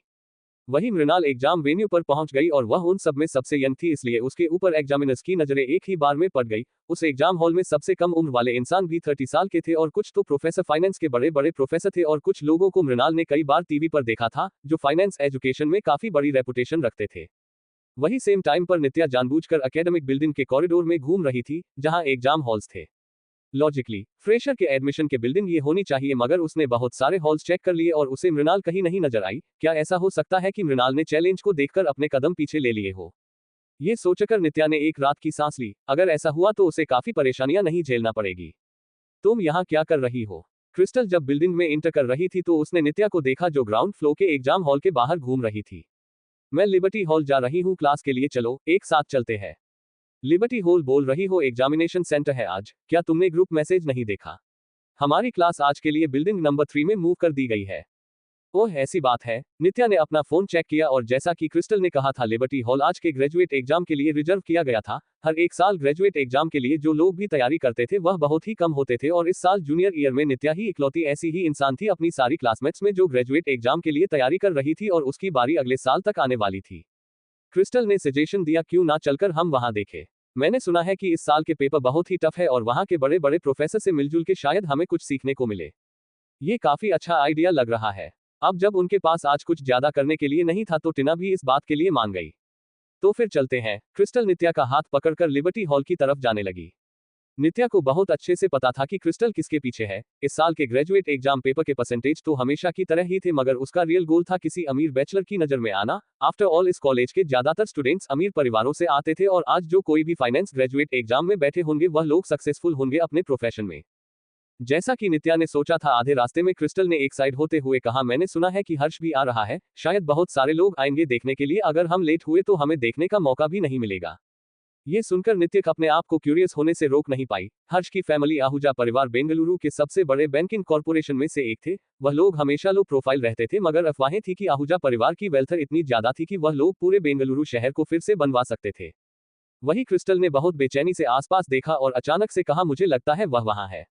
जिस तरफ क्रिस्टल ने पॉइंट किया था उसकी उंगली को फॉलो करते हुए नित्या ने एग्जाम के हॉल के बाहर से भीड़ को देखा जहां बहुत सारे लोग खड़े थे। रास्ता दो, रास्ता दो। क्रिस्टल नित्या का हाथ पकड़े हुए वह किसी तरह भीड़ के बीच से होकर एग्जाम हॉल के बाहर की खिड़की पर पहुंची। तभी फ्रंट टेबल पर नित्या को मृणाल दिखाई दी। नित्या हैरान हो गई, मृणाल यहाँ क्या कर रही है? जल्दी ही दरवाजे पर हो रहे शोर शराबे ने इन्विजिलेटर जो अंदर थे उनका ध्यान खींच लिया और उन्होंने गुस्से में चिल्लाते हुए कहा, तुम सब किस डिपार्टमेंट से हो और यह एग्जामिनेशन रूम है, क्या तुम लोगों को नहीं पता? सब लोग यहाँ से दूर रहो और निकल जाओ यहाँ से। ये सुनकर आसपास के सारे स्टूडेंट डर गए और पीछे होने लगे, मगर क्रिस्टल अभी भी होपफुल थी और नित्या का हाथ पकड़े हुए उसने इन्विजिलेटर से कहा, सर हम जूनियर्स हैं, हम भी पोस्ट ग्रेजुएट स्टडीज के लिए तैयारी कर रहे हैं, इसलिए हम इस साल के एग्जाम पेपर को देखना चाहते हैं स्टडी करने के लिए। जब उस इन्विजिलेटर ने नित्या को देखा तो उसके एक्सप्रेशन थोड़े सॉफ्ट हो गए। आफ्टर ऑल नित्या एक ऐसी स्टूडेंट थी जिसे खुद अक्षत सपोर्ट करता था, इसलिए उसने चुपचाप बिना कुछ कहे एग्जाम पेपर उसे दे दिए। और वही जब नित्या ने पेपर के क्वेश्चंस देखे तो उसके चेहरे के एक्सप्रेशन बिगड़ गए। कितनी बुरी बात है हर्ष यहाँ नहीं है। क्रिस्टल ने अपना सर डिसअपॉइंटमेंट में नीचे झुका लिया और फिर नित्या की तरफ देखा। उसकी वह आपस में सिकुड़ हुई देखकर क्रिस्टल अपने आप को पूछने से रोक नहीं पाई, क्या सब कुछ ठीक है। नित्या ने हाँ में सर हिलाते हुए कहा, इस साल के क्वेश्चंस बहुत ही टफ है, मुझे नहीं पता कि अगर मैं यह एग्जाम देती तो अच्छे से स्कोर कर पाती या फिर नहीं। वह यह मुंह से बोल रही थी मगर मन में उसके एक ही बात चल रही थी कि अच्छी बात है कि पेपर टफ है, इसकी वजह से मृणाल पक्का पास नहीं कर पाएगी, जिसे सोचकर वह थोड़ा रिलीफ हो गई। थैंक्सफुली अक्षत ने उसे एडवाइस दी कि वह इस साल एग्जाम से ना बैठे, शायद उसे बहुत पहले से पता होगा कि इस साल के सवाल डिफिकल्ट होने वाले हैं। और वही जब नित्या ने फील किया कि अक्षत की उसकी तरफ फेवरेटिज्म कितनी है तो वह सेक्रेटली बहुत ही ज्यादा खुश हो गई। वही हॉल के अंदर मृणाल बहुत ही कंसंट्रेशन के साथ लेकर रही थी और ऑलरेडी एक बहुत ही ज्यादा वक्त बिता गया था, तभी क्लासरूम के बाहर बहुत ही तेज आवाज होने लगी। बैंग। एग्जाम हॉल का दरवाजा तेजी से खुला और दो बॉडीगार्ड एक लड़के को घसीटते हुए लेकर आ रहे थे जिसके बाल बिल्कुल लाल थे, छापरी स्टाइल वाले। उन बॉडीगार्ड ने जबरदस्ती खींचकर उसे लाकर सीट पर बिठा दिया और वह लड़का हिल भी नहीं पा रहा था। जब मृणाल ने उसका चेहरा देखा तो उसे लगा कि वह काफी ज्यादा पहचाना लग रहा है। अगर उसे ठीक से याद है तो वह हर्ष था, आहूजा परिवार का दूसरा बेटा। जहां तक उसे याद था हर्ष एक बहुत ही रेकलेस और वायलेंट था, मगर उसके अंदर बिजनेस की एक बहुत ही शार्प नॉलेज थी और वह अपनी पिछली जिंदगी में मरी उससे पहले ही हर्ष ने अपने बड़े भाई गौरव के जाने के बाद आहूजा परिवार का सारा बिजनेस संभाल लिया था। यही दिखाता है कि उसके अंदर कितनी कैपेबिलिटी है। मैं लिखने वाला नहीं हूँ। हर्ष की मैग्नेटिक आवाज ने पूरे हॉल के साइलेंस को तोड़ दिया। मृणाल को ऐसा फील हो रहा था कि सामने बैठा हुआ लड़का अभी उस लेवल तक नहीं पहुंचा है डोमिनेंस में जिस हर्ष को वह जानती थी, मगर जल्दी ही उसे रियलाइज हो गया कि अभी वाला हर्ष अपने बड़े भाई की प्रोटेक्शन में बड़ा होने वाला एक शैतान टीनेजर है। कौन इमेजिन कर सकता है कि यह इंसान एक टॉप बिजनेसमैन में ट्रांसफॉर्म हो जाएगा, और वह भी इतना कैपेबल कि अक्षत के साथ कुछ ही सालों में बिजनेस के लिए कम्पीट करने लगेगा और आहूजा परिवार के बिजनेस को काफी ऊंचाइयों पर लेकर जाएगा। ये सोचकर हर्ष को थोड़ी देर और अपने आप को ऑब्जर्व करने से रोक नहीं पाई। वही उसकी नजरें अपने ऊपर महसूस करके हर्ष ने अपनी आंखों के कोने से मृणाल को देखा, जिससे मृणाल ने तुरंत अपना सर नीचे कर लिया और अपनी ही किस्मत को कोस रही थी कि हर्ष का एग्जाम की सीट आज ठीक उसके बगल में ही थी। एग्जाम खत्म होने तक हर्षद ने एक सिंगल वर्ड भी नहीं लिखा और वही एग्जाम खत्म होने के बाद मृणाल ने गहरी राहत की सांस ली। हर्ष ने कुछ भी क्यों ना किया हो, एटलीस्ट उसकी परफॉर्मेंस तो सिक्योर थी। जैसे ही मृणाल एग्जाम हॉल के बाहर आई, एक स्ट्रांग फोर्स ने अचानक उसे गले से पीछे खींच लिया है और उसे दीवार के अगेंस्ट लगा दिया और सामने वाले की लेजी आंखें चिल की तरह उसके ऊपर बनी हुई थी। हर्ष सामने खड़ा था, उसकी फिजिक्स लगातार वर्कआउट करने की वजह से वह काफी रफ और टफ लगता था। सॉरी मैं तुम्हें नहीं जानती हूँ, मृणाल ने कहा और वह काफी शांत नजर आ रही थी क्योंकि उसे पक्का भरोसा था कि हर्ष का एक और पंच उसे फिर से इस दुनिया से विदा करवा सकता है। तुमने जानबूझकर अभी अभी एग्जाम पेपर में आखिरी सवाल का जवाब गलत क्यों लिखा? हर्ष की आंखें डायरेक्ट उसकी आंखों में देख रही थी जैसे वह उसके मन की बात पढ़ने की कोशिश कर रहा हो। वही उसका सवाल सुनकर मृणाल ने अपनी सांसें रोक ली। उसने जानबूझकर एग्जाम के आखिरी क्वेश्चन का जवाब गलत दिया था और वह उस गलत जवाब को देने से पहले उसने अपने सारे दूसरे सवालों को डबल चेक किया था, ये भरोसा करने के लिए कि इन सारे सवालों से उसे इतने मार्क्स तो मिल जाएंगे जो वह ग्रेजुएशन स्टडीज में पास हो जाएगी। आफ्टर ऑल दूसरे लोगों की नजरों में उसने कभी फाइनेंस में कोई फॉर्मल एजुकेशन हासिल नहीं किया और अगर अचानक से वह एक्सपेक्टेशनल रिजल्ट से कई ज्यादा ऊपर लेकर आ जाती है तो पक्का सब लोग उसके ऊपर उंगली उठाएंगे और शायद अक्षत को भी शक हो जाए और वह लोग पता नहीं उसके साथ क्या करेंगे। शायद उस पर चीटिंग का इल्जाम भी लगा सकते हैं और मृणाल झूठ मूठ की परेशानी नहीं चाहती थी। लेकिन यह बात हर्ष को कैसे पता चली? क्या तुम मेरे एग्जाम पेपर में देख रहे थे? मृणाल ने सख्त आवाज में पूछा। आसपास देखना है या फिर दूसरे के पेपर में देखना एग्जाम के रूल्स खिलाफ है, तुमने चीटिंग की है। ये सुनकर हर्ष हंसते लगा और नजदीक जाते हुए धीरे से बोला, मैंने एक ब्लैक शीट सबमिट की है। मगर उसकी बात से भी मृणाल को कोई फर्क नहीं पड़ा और उसने कहा, एक ब्लैंक शीट? तो तुम्हें यह भी नहीं पता कि एक भी सवाल कैसे लिखना था? ये सुनकर हर्ष की भौहें आपस में सिकुड़ गई। तुम मुझ पर जानबूझकर आखिरी सवाल गलत लिखने का इल्जाम कैसे लगा सकते हो, जबकि तुमने उनमें से कोई भी अटेम्प्ट ही नहीं किया और एक का भी जवाब नहीं दिया? मृणाल ने आगे कहा और हर्ष जवाब दे पाता उससे पहले ही मृणाल ने उसकी बात बीच में रोकते हुए कहा, देखो मैं तुम्हारा यूनिक स्टाइल अप्रिशिएट करती हूँ किसी लड़की को इम्प्रेस करने का, मगर मैं किसी ऐसे इंसान में इंटरेस्टेड नहीं हूँ जो अपनी पढ़ाई में अच्छा ना कर सके। शायद किसी और लड़की पर ट्राई करना वह इम्प्रेस हो जाएगी। उसकी बात से हर्ष हैरान हो गया, तो इस मौके का फायदा उठाते हुए मृणाल उसकी पकड़ से आजाद हो गई। वही हर्ष हंसने लगा, क्या वह उसे इम्प्रेस करने की कोशिश कर रहा है और उसके ग्रेड खराब है? ठीक उसी वक्त हर्ष के बॉडीगार्ड ने आकर कहा, सर आपके फादर ने इंस्ट्रक्शन दिए हैं कि एग्जाम के तुरंत बाद हम आपको घर लेकर आए। ये सुनकर हर्ष धीरे धीरे सीटी बजाने लगा। वह ईस्टवुड कॉलेज में पढ़ने में बिल्कुल इंटरेस्टेड नहीं था, लेकिन लगता है कि अब उसे इंटरेस्ट आने लगा है। मेरे भाई को बोल दो कि मैं ईस्टवुड कॉलेज में इनरोल होना चाहता हूँ। ये सुनकर वह बॉडीगार्ड हैरान हो गया और उसे तो लग रहा था कि उसने कुछ गलत सुन लिया है। जब वह लोग घर से निकले थे तो हर्ष जानबूझकर सब चीजें गलत कर रहा था और बिल्कुल खिलाफ था ईस्टवुड कॉलेज ज्वाइन करने के, लेकिन अचानक उसे क्या हो गया जो वह अपना फैसला बदलना चाहता है। वही शाम को जब मृणाल ओबरॉय मेंशन पहुंची तो उसने नोटिस किया कि लिविंग रूम की लाइट जली हुई है और कामिनी सख्त एक्सप्रेशन के साथ सोफे पर बैठी हुई है और अक्षत उसके बगल में बैठकर न्यूज़पेपर पढ़ रहा है। वह समझ गई कि यहाँ पर क्या हो रहा है, मगर फिर भी उसने मुस्कुराकर कहा, दादी माँ आप यहाँ क्यों आई इस वक्त? आपको मुझे बताना चाहिए था, मैं मारिया से कहकर आपके लिए कुछ अच्छा सा बनवा दी। अगर मैं यहाँ नहीं आती तो मुझे तो पता ही नहीं चलता कि घर क्या बनने वाला है। ये सुनकर मृणाल ने अक्षत की तरफ देखा जो ऐसे नाटक कर रहा था जैसे उसे कुछ पता ही नहीं। तुम ईस्टवुड कॉलेज गई थी एग्जाम देने के लिए और तुमने मुझे बताया ही नहीं, कामिनी ने गुस्से में पूछा। मैंने एग्जाम खुद देने का फैसला किया था और मैं अपनी नॉलेज एक्सपेंड करना चाहती थी और एक्सपीरियंस भी। ये सुनकर कामिनी अपना हाथ टेबल पर मारते हुए शार्प आवाज में कहा, क्या तुम भूल गई कि तुम ओबरॉय परिवार की बहू हो और अक्षत की वाइफ? एक शादीशुदा लड़की एग्जाम देने जाएगी तो कैसे लगेगा? मैंने तुम्हें पहले भी बताया था कि एक बार हमारी फैमिली में शादी हो जाए तो ओबरॉय परिवार तुम्हारा ध्यान रखेगा। इस तरह करके तुम हमारी फैमिली की डिग्निटी को क्या नुकसान पहुंचाना चाहती हो? ये सुनकर मृणाल शांत हो गई। अपनी पिछली जिंदगी में इस परिवार में शादी करने के लिए उसने सचमुच कामिनी से प्रॉमिस किया था कि वह बस अक्षत की वाइफ बनकर रहेगी और वही कामिनी की कंजर्वेटिव नजरिए और ऑर्थोडॉक्स ख्याल उसकी रीढ़ की हड्डी तक अंदर तक जम चुके थे। अपनी पिछली जिंदगी में कामिनी का फेवर गेन करने के लिए उसने अब्रोड पढ़ने की अपनी अपॉर्चुनिटी को भी गाँव दिया था, लेकिन अब वह वही रास्ता चुनकर फिर गलती नहीं करना चाहती थी। दादी माँ, मृणाल सिर्फ एग्जाम मजे के लिए दिया है, इतना गुस्सा होने की कोई जरूरत नहीं है। अक्षत ने अपनी कॉपी पीते हुए बहुत ही शांति से कहा। आफ्टर ऑल उसे बिल्कुल भरोसा नहीं था कि एग्जाम पास कर पाएगी। ठीक उसी वक्त अक्षत का फोन बजा और कॉलर आईडी दिखा रही थी कि कॉल यूनिवर्सिटी की तरफ से था।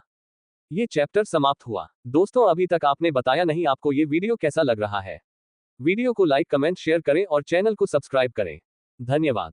अब स्टार्ट करते हैं चैप्टर 9, फैमिली डिनर। अब तक आपने पढ़ा कि सबकी उम्मीद के खिलाफ मृणाल फ्रेशर्स एग्जाम के बजाय ग्रेजुएट एग्जाम्स देती है और वही उसे आहूजा परिवार का छोटा बेटा हर्ष भी मिलता है। अब आगे। फोन बजने पर मृणाल ने भी अक्षत के फोन की तरफ देखा, मगर अक्षत ने फोन तुरंत नहीं उठाया बल्कि कॉल कट कर दिया।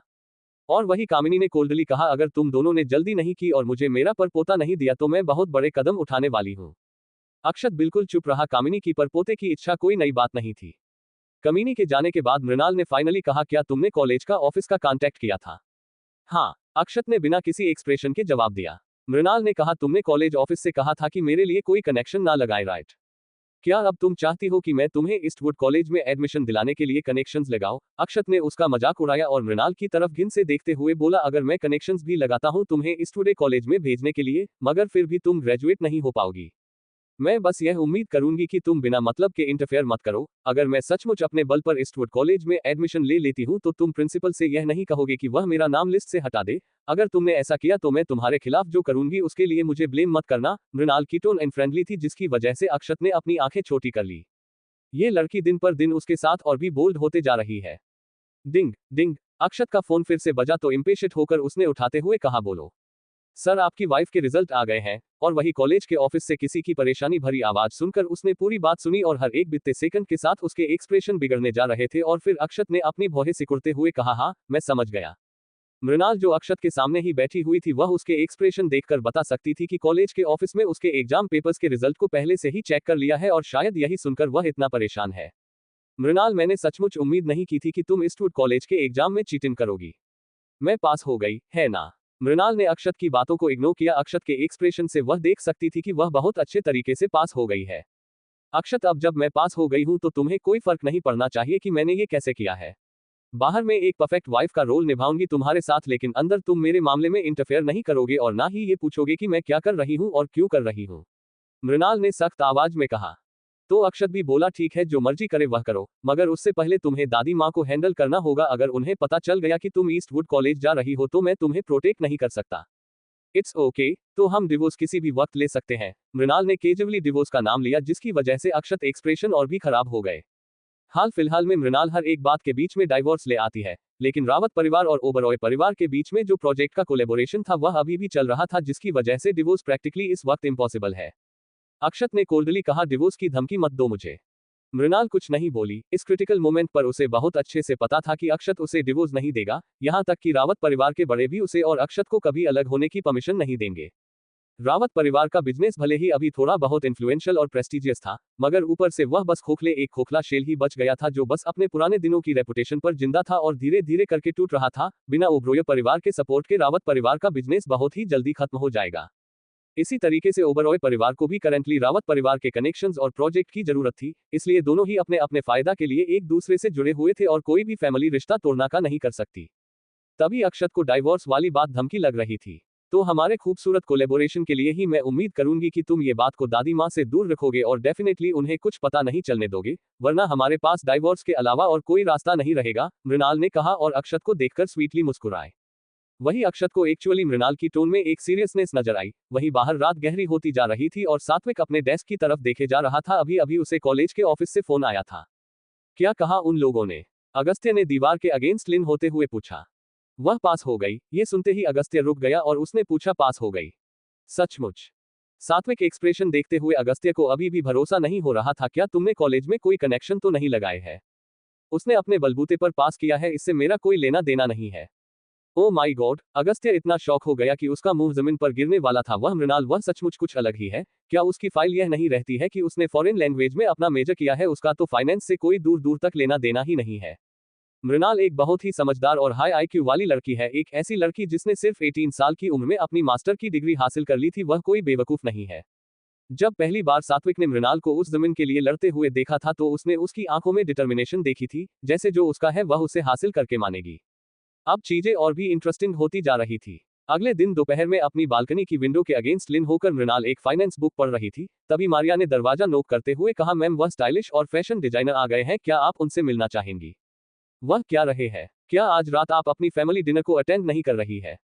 ये सुनकर मृणाल की भौहें आपस में सिकुड़ गई। इतना कुछ पिछले कुछ दिनों में उसके साथ हो रहा था कि वह ऑलमोस्ट भूल ही गई थी कि आज रात उसके पेरेंट्स के घर पर उनका फैमिली डिनर था। उसने अपने सर मसाज किया। अगर इस मंथली फैमिली डिनर में जाना नेसेसरी नहीं होता तो वह बिल्कुल नहीं जाती। मैं समझ गई, उन्हें अंदर आने दो। मृणाल ने अपनी किताब साइड में रखी। रावत परिवार के रिश्तेदार बहुत ही ज्यादा फैले हुए थे, इसलिए उनमें ट्रेडिशन था कि हर एक महीने में कोई एक डेट चुनकर उस दिन फैमिली डिनर रखा जाता है और इस डिनर में वही लोग शामिल हो सकते हैं जिनके पास रावत परिवार का सरनेम है और जो लोग फैमिली लिस्ट में एडेड है।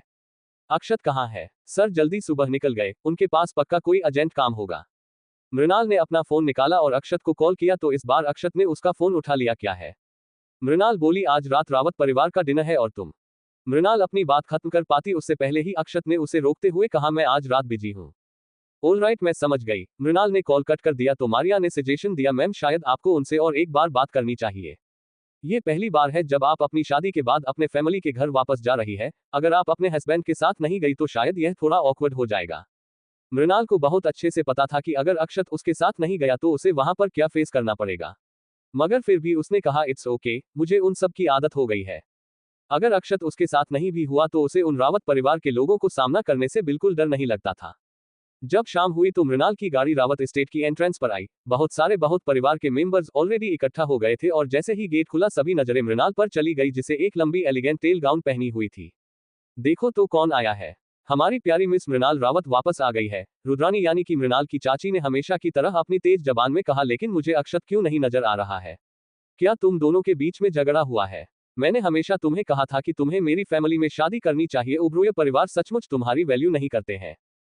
चाची जी, आपकी जो फैमिली है उसमें सबसे यंग इंसान जो है वह ऑलमोस्ट 40 साल के होंगे, राइट? और आपकी फैमिली में तो दो शादियां करने का रिवाज है, मगर मुझे ये सब पसंद नहीं। मृणाल ने भी रुद्रानी की फीलिंग्स की फिक्र किए बगैर जवाब ही दिया और वही रुद्रानी मृणाल की तरफ घूर कर देखना लगी। वही मृणाल के चाचा सुमित ने बीच में आकर कहा, मृणाल तुम्हें रुद्रानी के लेवल तक गिरने की जरूरत नहीं है। उसे बस चिंता थी कि तुम अकेले आई हो तो कहीं तुम्हारे और तुम्हारे हस्बैंड के बीच में कोई प्रॉब्लम ना हो। अपने चाचा के बीच में बोलने पर मृणाल थोड़ी सी सॉफ्ट हो गई। रुद्रानी मृणाल से ज्यादा बड़ी नहीं थी और वह अभी भी काफी ग्लैमरस और सेडेक्टिव थी और अपनी पहली बीवी को डिवोर्स देने के बाद उसके चाचा सुमित ने रुद्रानी से शादी की थी जो अभी भी रावत परिवार में वन मिस्ट्रेस से ज्यादा स्टेटस नहीं रखती थी। लेकिन मैनन बात यह थी कि उसके चाचा सुमित को रुद्रानी बहुत पसंद थी, इसीलिए उसकी फैमिली उसके रिस्पेक्ट के लिए और उसकी फीलिंग्स को ध्यान में रखते हुए रुद्रानी को बर्दाश्त कर रही थी। लेकिन पता नहीं रुद्रानी को मृणाल से क्या प्रॉब्लम थी, जो हमेशा वह उसके लिए प्रॉब्लम खड़ी करती रहती थी। अपनी पिछली जिंदगी में मृणाल हमेशा अपने चाचा सुमित के खातिर रुद्रानी को बर्दाश्त कर लेती थी। उसकी पिछले जिंदगी में जब रावत परिवार का बिजनेस पूरी तरह से फाइनेंशियली परेशान था और बर्बाद होने वाला था, तो रुद्रानी ने धोखे से उसके चाचा सुमित जी को घर से बाहर निकाल दिया और उनकी सारी दौलत लेकर यहां से भाग गई। और उसके बाद भी मृणाल कुछ नहीं कर पाई थी और यही सोचकर वह आज कुछ अपने आप को बोलने से रोक नहीं पाई। मृणाल, रुद्रानी की बातें भले ही हार्श हो, मगर ये रावत परिवार की गैदरिंग है और तुम्हारी अभी 1 महीने पहले ही शादी हुई है, तो इसलिए हस्बैंड को तुम्हारे साथ होना चाहिए, एक रावत परिवार के दूर के रिश्तेदार ने बीच में कहा। हाँ, क्यों ना हम उसे कॉल कर ले, हम और ज्यादा इंतजार नहीं कर सकते। बाकी सब भी मानने लगे तो मृणाल एग्जैक्टली जानती थी कि वो लोग क्या करने की कोशिश कर रहे हैं। रावत परिवार के पास बहुत सारी प्रॉपर्टीज थी और ये लोग बस फैमिली गैदरिंग के मौके का फायदा उठाना चाहते हैं ताकि अक्षत के साथ वह लोग बिजनेस डील कर सके। अगर ये तुम्हारे लिए बहुत बड़ी प्रॉब्लम है, मैं मृणाल तुम्हारे बिहाफ पर कॉल कर लेती हूँ। आफ्टर ऑल हम सब फैमिली हैं और आज नहीं तो कल उसे हम लोगों से मिलना ही होगा। रुद्रानी सबसे ज्यादा जल्दी में थी मृणाल को एम्बेरेस होता हुआ देखने के लिए। बेंगलुरु शहर में सब जानते थे कि मृणाल और अक्षत की शादी बस एक बिजनेस एग्रीमेंट है और अक्षत को मृणाल के कोई फिक्र नहीं, और सबको याद था कि कैसे वह उसे एक पप्पी की तरह फॉलो करती थी, मगर फिर भी उस पर कोई ध्यान नहीं देता था और अक्षत का अफेक्शन उसके लिए कुछ नहीं है और वह किसी और लड़की के साथ घूमता है। ये बात चारों तरफ वह फैली हुई थी। रुद्रानी चाची, आपको परेशान होने की कोई जरूरत नहीं है। अक्षत काम में बिजी है और मैं उसे डिस्टर्ब नहीं करना चाहती। क्या वह सचमुच काम में बिजी है या फिर वह किसी और के साथ है? रुद्रानी की बातों का मेन ये हिंट था कि अक्षत दूसरी लड़कियों के साथ इन्वॉल्व है और ये बात सभी जानते थे कि वह एक लड़की को बहुत ही ज्यादा फेवर करता है। वही मृणाल ने घूरकर रुद्रानी देखा और वही अपनी बात को आगे कंटिन्यू करते हुए रुद्रानी बोली, मैंने आज अक्षत को मॉल में देखा था जो लड़कियों के प्रोडक्ट ले रहा था और वह किसी और लड़की के साथ था और मुझे देखकर तो नहीं लगा कि वह सारे गिफ्ट हमारे प्यारी मृणाल के लिए थे। ये सुनते ही सुमित का चेहरा सीरियस हो गया और उसकी भौहें आपस में सिकुड़ गए और फिर उसने की तरफ मुड़ते हुए कहा, मृणाल क्या बोल रही है रुद्रानी? क्या अक्षत किसी और लड़की को डेट कर रहा है या फिर उसके साथ है? वह तुम्हें धोखा दे रहा है। चाचा जी, मृणाल एक्सप्लेन करने वाली थी, तभी अचानक रावत परिवार के घर का दरवाजा फिर तेजी से खुला और अक्षत की गाड़ी इंटर हुई। वह एक शार्प शूट में था और उसके पीछे बहुत सारे बॉडीगार्ड थे और हर एक के हाथ में गिफ्ट बॉक्स था। उसने उनके पास पहुंचने हुए कहा, सॉरी लेट होने के लिए एवरीवन। हैरान होते हुए मृणाल ने धीरे से पूछा, तुम क्यों आए हो? अक्षत ने उसे डायरेक्टली जवाब नहीं दिया बल्कि सबकी तरफ देखते हुए उसका हाथ पकड़कर बोला, मैं सरप्राइज गिफ्ट तैयार कर रहा था इसलिए डिले हो गया, लेकिन मैं ज्यादा लेट नहीं हुआ। अचानक अक्षत के आ जाने से रुद्रानी हैरान हो गई। उसे पक्का यकीन था कि उसने आज ही किसी और लड़की के साथ अक्षत को वुमेन स्टोर में देखा था। सुमित के एक्सप्रेशन सॉफ्ट हो गए और उसने कहा, अक्षत अच्छी बात है कि तुम यहाँ आ गए, लेकिन यह सारी चीजें, ये बस छोटे छोटे गिफ्ट है सबके लिए क्योंकि ये हमारी पहली मीटिंग है। अक्षत ने मुस्कुरा कर कहा, मैं मृणाल को सरप्राइज देना चाहता था लेकिन लगता है कि वह ऑलमोस्ट किसी ने खराब कर दिया। अक्षत ने कहा और फिर रुद्रानी की तरफ मुड़कर देखा तो रुद्रानी मुस्कुरा नहीं पाई और उसने कमजोर आवाज में कहा, मगर मैंने क्लियरली आज तुम्हें एक लड़की के साथ शॉपिंग करते हुए देखा और मुझे पक्का यकीन है कि मुझे कोई गलती नहीं हुई है। वह बस हमारी कंपनी के एम्प्लॉइज थी जो मुझे गिफ्ट करने में मदद कर रही थी। मुझे लगा कि एक लड़की को डिटेल्स के बारे में ज्यादा पता होगा, अक्षत ने कहा और अपनी आंखों में अफेक्शन लेकर मृणाल की तरफ देखा। अगर मृणाल को ऑलरेडी अक्षत की असली फीलिंग के बारे में नहीं पता होता तो शायद वह इस लुक को देखकर बेवकूफ बन जाती, और वही रुद्रानी ने उन दोनों के बीच के जेस्चर को देखा तो वह अपने गुस्से को कंट्रोल नहीं कर पा रही थी। उसने क्लियरली अफवाहें सुनी थी कि अक्षत किसी यंग कॉलेज लड़की के साथ है और उसके अलावा अक्षत कभी मृणाल की कोई फिक्र नहीं करता था। अक्षत ना सिर्फ टैलेंटेड है बल्कि हमारी मृणाल के लिए काफी प्रोटेक्टिव भी है। अब मैं काफी खुश हूँ हमारी बेटी की फ्यूचर के लिए। मुझे पक्का यकीन है कि ऊपर स्वर्ग में बैठे हुए मेरे बड़े भैया को भी सेम फीलिंग हो रही होगी, और उसके अलावा ये फैमिली डिनर है इसलिए इन फॉर्मेलिटीज की कोई जरूरत नहीं है, सुमित ने खुश होकर कहा और अक्षत को अंदर टेबल ज्वाइन इन करने के लिए बुलाया। मृणाल, जिसने अक्षत का हाथ पकड़ा हुआ था, उसने धीरे से कहा, मैंने उम्मीद नहीं की थी कि तुम इतने अच्छे एक्टर हो गए। वह तो मैं हूँ। अक्षत की आवाज हमेशा की तरह कुल थी और वही डाइनिंग टेबल पर रुद्रानी काफी अनकंफर्टेबल तरीके से बैठी हुई थी और लगातार अक्षत और मृणाल की तरफ देख रही थी जैसे उनके इंटरेक्शन में कुछ कमी निकालना की कोशिश कर रही हो।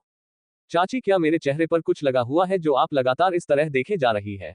मृणाल ने अचानक से कहा, जिसकी वजह से रुद्रानी हड़बड़ा गई और उसने जवाब दिया, मैं बस तुम्हारे और तुम्हारे हस्बैंड के लव इन कपल को एडमायर कर रही थी। ये तो बिल्कुल वैसा नहीं है जैसा कि अफवाहों में बताया जाता है।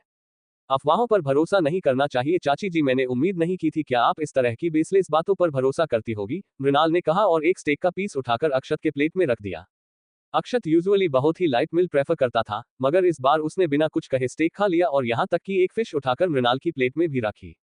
तो रुद्रानी ने फोर्सफुल मुस्कुराहट के साथ कहा, हाँ अफवाहें सच नहीं हो सकती है। आज सच में मेरी आंखें खुली गई है ये देखकर कि मिस्टर ओबरॉय हमारी मृणाल की कितनी फिक्र करते हैं।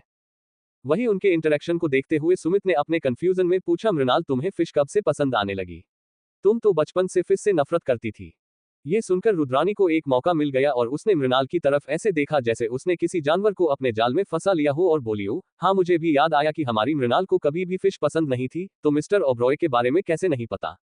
क्या ऐसा हो सकता है कि चाची आप ज्यादा सोच रही है? मृणाल ने जल्दी से डिफेंड करते हुए कहा, बात यह है कि अक्षत को हमेशा लाइट मिल्स अच्छी लगती है, इसलिए मैंने उसके अकॉर्डिंग ही अपना टेस्ट बना लिया है। रुद्रानी क्लियरली मृणाल की इस एक्सप्लेन पर भरोसा नहीं करने वाली थी और वह कुछ कहने ही वाली थी, तभी अक्षत अचानक बोला, लगता है कि आपको मुझ पर और मृणाल पर उतना भरोसा नहीं है।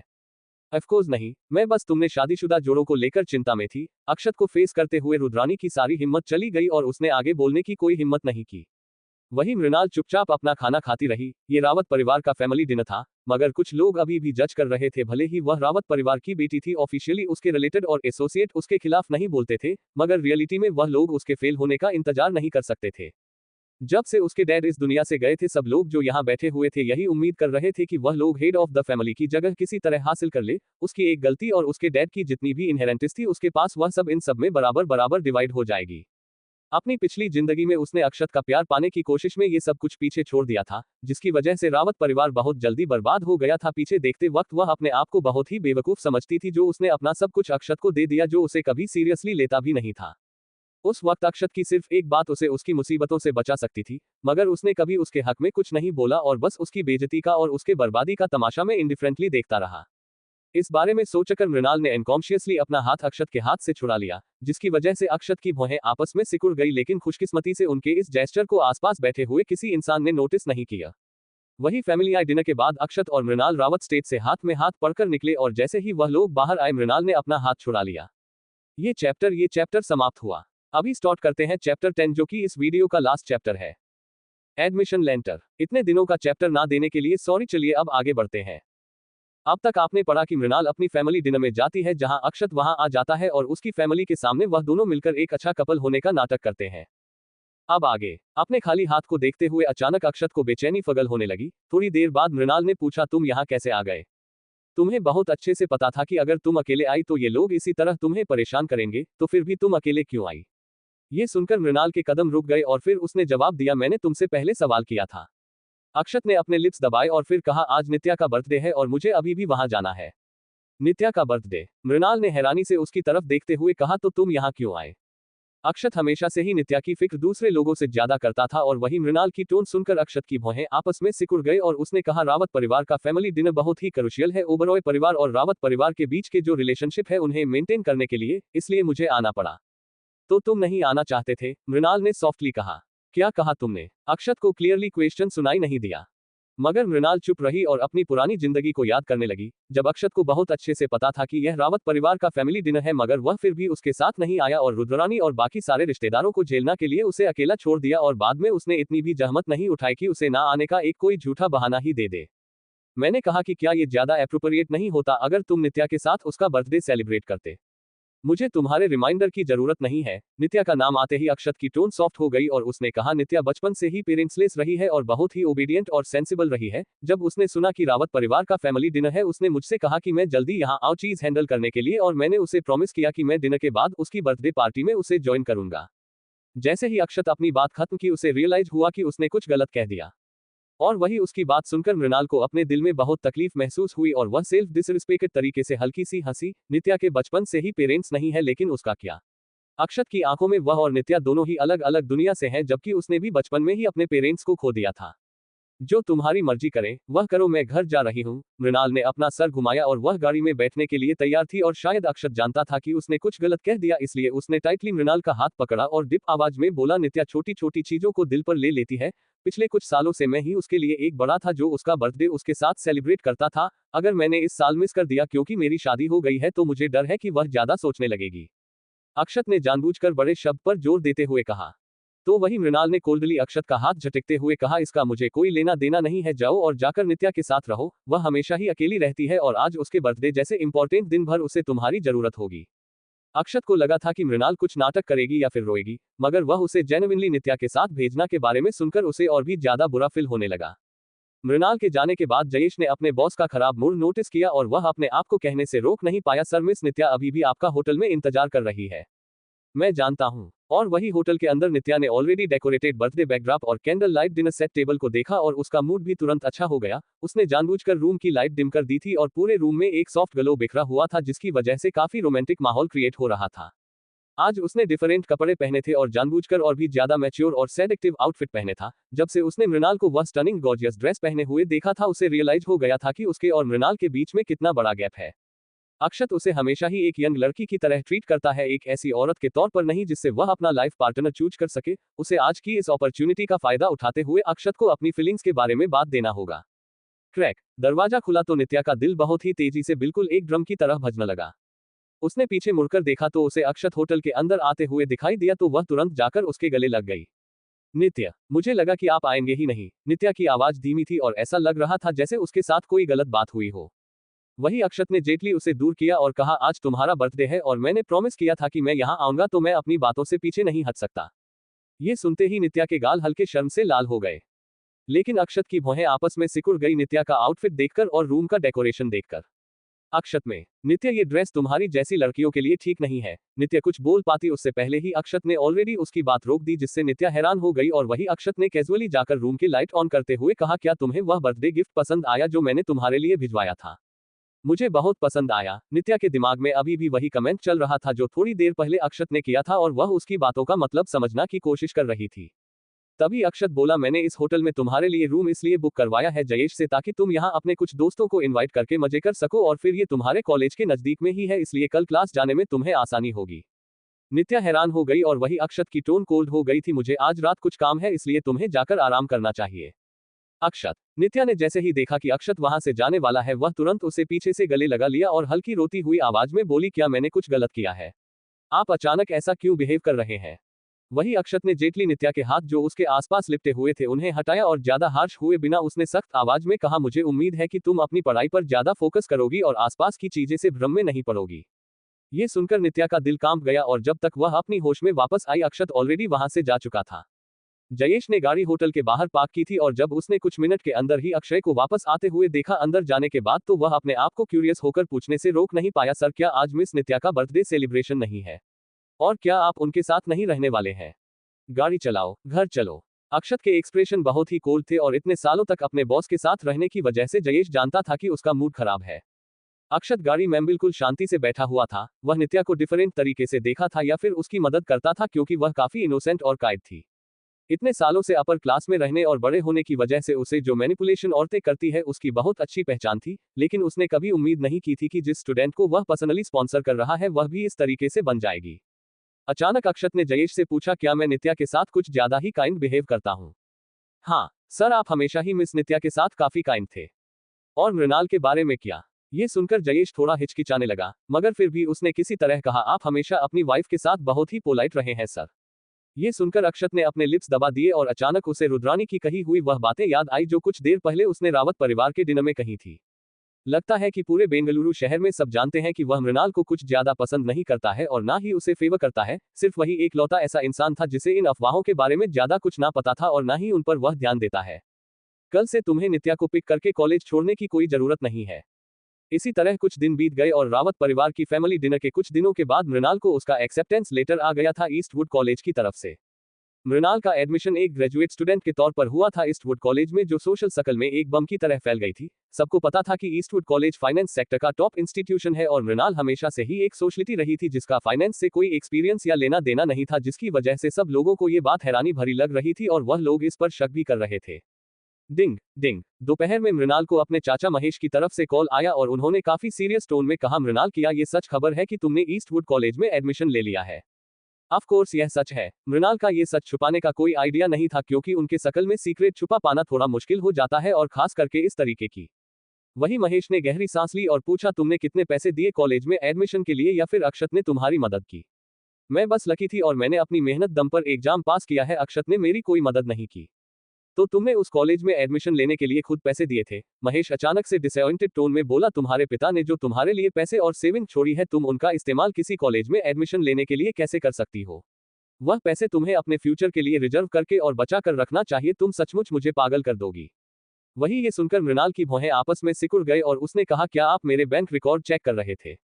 मैं बस तुम्हारा ध्यान रखना की कोशिश कर रहा था। 2 करोड़ और तुमने इतनी बड़ी रकम ईस्टवुड कॉलेज में एडमिशन लेने के लिए खर्च कर दी। अगर ऐसे ही चलता रहा तो वह फिर से हमारी फैमिली सोसाइटी में अपना सर ऊंचा करके कैसे चल पाएगी? क्या तुम्हें हमारी रेपुटेशन की और अपने रेपुटेशन की फिक्र भी है? महेश ने गहरी सांस छोड़ते हुए कहा, ईस्टवुड कॉलेज जाओ और पैसे वापस ले लो। हम तुम्हारा एडमिशन इतने बड़े कॉलेज में नहीं करवाना चाहते। अगर तुम्हें सीखना ही है तो तुम किसी मामूली फाइनेंस कॉलेज से भी अपने लिए पढ़ाई कर सकती हो। महेश की टोन सख्त थी। क्लियरली वह पूरी तरह से कॉन्फिडेंट थे कि उसने अपने डैड के दिए हुए पैसों का इस्तेमाल किया है एडमिशन लेने के लिए। मृणाल को बहुत अच्छे से पता होगा कि यह रुद्रानी का ही काम है जो उसने सिचुएशन ऐसी बनाई है और उसके चाचा को भी भड़काया है ये कॉल करने के लिए। और वह जहां तक जमीन की बात थी उससे वह क्या करने वाली है और उसके लिए उसने कहां से पैसे दिए इसके बारे में वह किसी को नहीं बता सकती थी। इसलिए ये पक्का रुद्रानी ने ही चाल चली है, या तो उसे खबर निकलवाने के लिए या फिर उसके लिए परेशानी खड़ी करने के लिए। मृणाल ने जवाब दिया, अब वह पैसे वापस नहीं आ सकते थे। और वही वह पैसे वापस नहीं आ सकते। ये सुनकर महेश का चेहरा पीला पड़ गया और उसने पूछा, अब तुम क्या करने वाली हो? मैं खुद वह कॉलेज अटेंड करना चाहती हूँ। आफ्टर ऑल मैं रावत परिवार की बेटी हूँ और हमारा फैमिली बिजनेस स्ट्रगल कर रहा है, इसलिए मुझे मदद करनी है। मेरा भरोसा कीजिए, मैं इस एजुकेशन का सही इस्तेमाल करूंगी और वह 2 करोड़ वेस्ट नहीं होने दूंगी, मृणाल ने सॉफ्टली कहा। जिसकी वजह से महेश को मुश्किल हो रहा था उसे डांट पाना। आफ्टर ऑल जो स्ट्रगल इस रावत परिवार के बिजनेस में आए दिन आ रहे थे आजकल वह सच थे, और जो भी पैसे मृणाल ने इस्तेमाल किया है वह उसके डैड ने सिर्फ उसके लिए ही छोड़े थे, इसलिए कोई बाहर वाला इसमें बोले ऐसा किसी के पास हक नहीं था। अक्षत ने भी मुझे पढ़ाई करने की एडवाइस दी है। उसे लगता है कि मुझे भी फाइनेंस के बारे में और भी नॉलेज होनी चाहिए। ईस्टवुड कॉलेज एक टॉप फाइनेंस इंस्टीट्यूशन है जो फर्स्ट रेट एजुकेशन और प्रैक्टिकल एक्सपीरियंस ऑफर करता है और उसमें बहुत सारे इंडस्ट्रीज के बड़े बड़े लोग भी हैं। अगर आपको मेरे फैसला पर भरोसा नहीं है तो कम से कम आप अक्षत की फैसले पर तो भरोसा करेंगे, राइट? वही अक्षत ने ये डिसीजन लिया है। ये सुनकर महेश थोड़ा हिचकिचाने लगा। तभी मृणाल ने आगे कहा, आपको इस बारे में चिंता करने की कोई जरूरत नहीं है। बाकी सब क्या सोचते हैं वह उनका मामला है, और ईस्टवुड कॉलेज के प्रोफेसर्स का कहना है कि मैं फाइनेंस में भी बहुत अच्छी हूं और उनके हिसाब से मैं एक बहुत ही अच्छी स्टूडेंट हूं जो फ्यूचर में काफी अच्छा बिजनेस कर सकती है। उसकी बातों से आधा कन्विंस हुए महेश ने पूछा, सचमुच? अब्सोल्यूटली, मृणाल ने मुस्कुराकर कहा, आप बचपन से ही मेरे एकेडमिक रिकॉर्ड जानते हैं और उसके अलावा मैं ईस्टवुड कॉलेज के ग्रेजुएट प्रोग्राम में एडमिशन ले चुकी हूं। ये हमारी फैमिली के लिए गर्व की ही बात होगी। फाइनली महेश शांत हो गया। सचमुच 20-21 साल की उम्र में ईस्टवुड जैसे बड़े कॉलेज का ग्रेजुएट स्टूडेंट बनना सच में बहुत ही प्रेस्टिजियस मामला था, और अगर रुद्रानी को शक नहीं होता उन 2 करोड़ रुपयों के अचानक गायब हो जाने का तो वह ये कॉल करता भी नहीं। महेश को कॉल कट कर देने के बाद मृणाल ने अपने आप को सार्कास्टिकली हंसने से रोक नहीं पाई। उसने उम्मीद नहीं की थी कि रुद्रानी की नजरें उसकी डैड की प्रॉपर्टी जो उन्होंने उसे दी थी उसे पर इतनी जल्दी पड़ जाएगी, और उसने महेश को भी कन्वेंस कर लिया है उसके बैंक ट्रांजैक्शंस पर नजर रखने के लिए।